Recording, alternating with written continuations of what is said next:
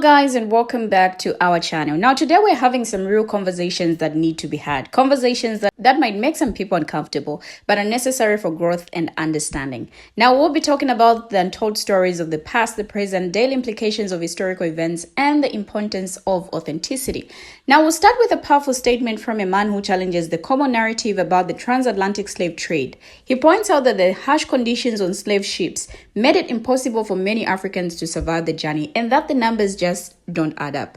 Now, in short, what he's trying to say is that all slaves didn't come from African ships. Most were already here. And he says if you do the math very well, you will see that it was very hard to make it out of those ships for 3 months, the long journey, and they're not stopping. No bathrooms, no eating. Like when you do the math, the human body can't last that long. Being on a boat for days without eating anything, and talk about the conditions in those ships. Like a lot of people were getting unalive because of disease. And it's going to be like 3 black people left whose bodies are physically fit enough to be able to withstand all that pressure under the ships. Now we'll also explore the unique qualities of melanin and its significance. In the second video, a man shares why black people are the only natural people on earth and the special role that melanin plays. Now finally, we will hear from a pumpkin woman who exposes her father's shocking deception. He claimed Native American ancestry to receive government benefits, highlighting the problem of cultural appropriation and identity theft. Now these conversations are not about blame or shame, but about truth and understanding. So with that said, let's take a look at these videos. I will be right back. That ain't Africa. You can look at Nat Turner and the depictions of him and know he was an Aborigine. He had a different vibe about him. So people don't like really know that not all black people did not come from freaking Africa. Because it's going to be very difficult for you to make it in that the bottom of that goddamn ship for 3 months when the food get low. Do the math. For real. Do the math. Seriously, and just ushering everybody in on boats the long goddamn way. They not stopping. Ain't no bathrooms on that. Come on now. Do the math. That's all you gotta do is do it. For real. The human body won't last that long. You on a boat for 30 days, you ain't eating nothing. And feces next to you. You're going to have disease, man.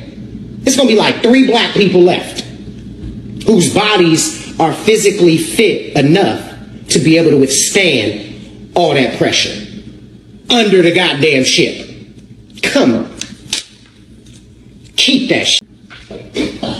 But there is a special, do you want to explain the special about melanin and how it protects the cell, the DNA inside the nucleus? That's very important. Part of the reason you can't do these experiments, where there's a lot of melanin around. The melanin actually in a lot of people, in black people, it's actually spread out through the skin. It spreads out through the cells and covers everything from the actions of the ultraviolet light. There's no doubt in people with higher melanin, natural higher melanin, that it's far more likely that melanin will be coating the nucleus, the cell wall of the nucleus of the DNA. Now the point about that is that ultraviolet light, which is often used to splice DNA, is blocked by that melanin. It absorbs it. It doesn't allow it in to interfere with the DNA. And it could well be, and this is Nigel's thesis, that this was a blocker for them when they were trying to genetically alter the species.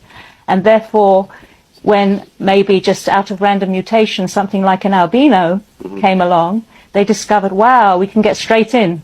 Right. And it may well be that the paler-skinned nation, people on the earth, have that pale skin because of this genetic experimentation to make things easier for them to work on human DNA. And in fact, Professor Steve Jones argues that this thing about vitamin D being, pale skin being there to allow vitamin D to be absorbed and so on, all these theories about why pale skin happened in the first place, he believes it's not an adequate explanation. There is no real explanation or justification for the need for pale skin at all. Yeah, because I think if dark skin is always an advantage in every circumstance. Right, because most people would just automatically assume, well, they went to live in the north where there's less sun, yes, so therefore their skin changed colour. But that's not No, the case. according is to it not? Professor Steve Jones, an eminent professor of biology, that is absolute nonsense. Right. Okay. There's just no reason at all for pale skin. You would Right. want to absorb more Yeah. light, and I mean, why did we lose hair if we came to a colder climate, etc. Yeah. So obviously, something's wrong with that idea. Right. All right. And Nigel contends that the white races, the northern European races, have probably had the most interference from this outside entity called the grey alien. Yeah, and he doesn't say that. It's very important to say he doesn't say that from the point of view of a kind of Right.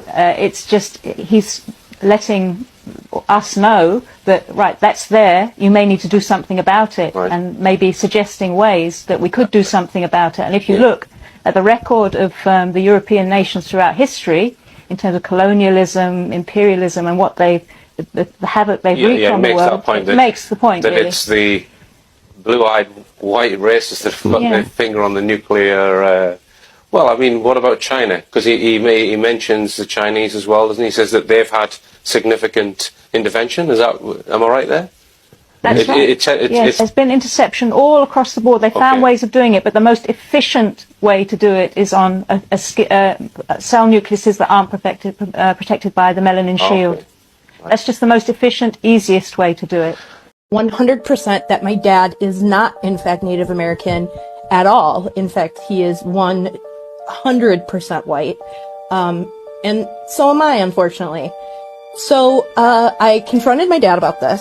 He continued to lie, and I confronted Audrey about it. I emailed her and told him that he misrepresented himself, and her response back to me was, "Leave me out of your family drama." So then I find out that not only did my dad fake being Native and is in a documentary, and the documentary was on PBS, played for an entire month of November. So many, many, many folks saw it. Not only did my dad do that, but he also stole from the government $12.5 million by pretending to be Native American. He, in the documentary, says that he's Ho-Chunk Winnebago. Well, guess what? I'm just a chunky hoe. Now, the question might be, did all enslaved people in the United States come from Africa? The answer is no. Now, according to research, all of those enslaved in the United States did not come from Africa. Before those enslaved were brought from Africa, some early settlers in North America tried to enslave the local people who were living here. Now, these Native Americans, because they knew the land so well and because they usually had families nearby, were often able to escape to their own people. Some simply refused to work, others got unalived in captivity, or were unalived when they tried to escape.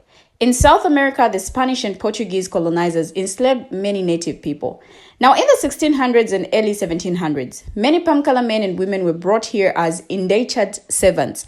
They were not enslaved for life, but they were not free either. They came with a document called an indenture. This was a written contract that said that they would have to serve without pay for a certain number of years. Like those who were enslaved, they could be beaten. They were not allowed to marry. They were not free to leave before the end of their term of service, often 5 to 7 or 10 years. However, unlike enslaved persons, when their term of service was completed, indentured servants became free. They could then move wherever they wanted to go and receive pay for their work. Now, most enslaved persons in America did come from Africa. The majority of those enslaved who were brought to North America came from West Africa. They were captured and sold to slave traders. They were forced onto ships for the long journey to America. The journey is often called the Middle Passage. Now, once they reached this country, men, women, and children were sold. Enslaved people were often sold in auctions held right on a public street. People interested in buying these men, women, and children would come and look at them, often poke at them, and generally figure how much work they could do. Men who could do heavy work were sold for the most money. Now, these auctions were terrible times for those who were enslaved. Often, they were the last time they ever saw their families. Now, a large number of enslaved persons who were born in Africa did not come directly to the English colonies or later the United States. Many people first spent some time on islands in the Caribbean before being brought here. Owners often purchased enslaved people from different parts of Africa because they spoke different languages. They could not communicate with each other, so this made it easier for the owners to control them. Now, the second video sheds light on a fascinating topic that is often overlooked in mainstream discussions about human biology and identity. The speaker's assertion that we black people, are the only natural people on earth, may seem provocative at first, but it's actually a scientific fact. Melanin, the pigment responsible for skin color, is not just a cosmetic feature, but a vital component of human biology. It plays a very, very important role in protecting the skin from the sun's ultraviolet rays, regulating body temperature, and even influencing our mood and behavior. Now, research has shown that melanin is present in all humans, but it's most concentrated in people of African descent. Now, this is because the earliest humans evolved in Africa, where the intense sunlight made it essential to have high levels of melanin to protect the skin. In fact, studies have shown that the genetic variants associated with melanin production are most diverse in African populations, suggesting that Africa has the highest levels of melanin production. Now, this is why people of African descent tend to have darker skin tones, which are better adapted to the sun rays. Moreover, melanin has been shown to have antioxidant properties, which can help protect against cell damage and oxidative stress. Now, this may explain why people with high levels of melanin tend to have lower rates of certain diseases such as skin cancer and multiple sclerosis. Now, while the speaker's statement may be seen as bold, it's actually a testament to the incredible diversity and resilience of human biology. Now, the last video really got my attention. The woman's revelation about her father's fake Native American ancestry is really a shocking and disturbing example, if you ask me, of cultural appropriation and identity theft. Like, it's really surprising that someone would fabricate such a significant aspect of their identity, especially one that is deeply rooted in the history and struggles of a marginalized community. But what's even more troubling is the motivation behind this behavior. Like, why would someone fake their ancestry and claim to be part of a community that they have no genuine connection to? Is it for personal gain, attention, or a sense of belonging? Whatever the reason, like the daughter said that he was even getting money from government because of this. I don't know what to say about this behavior, but this behavior shows a profound disrespect for the Native American community and its heritage. By faking his ancestry, this woman's father is perpetuating a long history of cultural erasure and marginalization. He's profiting from a false narrative that undermines the very real struggles and experiences of Native American people. This behavior is not only hateful but also damaging, as it contributes to the ongoing erasure of Native American identity and culture. Moreover, this incident highlights the broader issue of cultural appropriation and identity theft. It's a reminder that cultural identity is not a costume or a trend, but a deeply personal and complex aspect of who we are.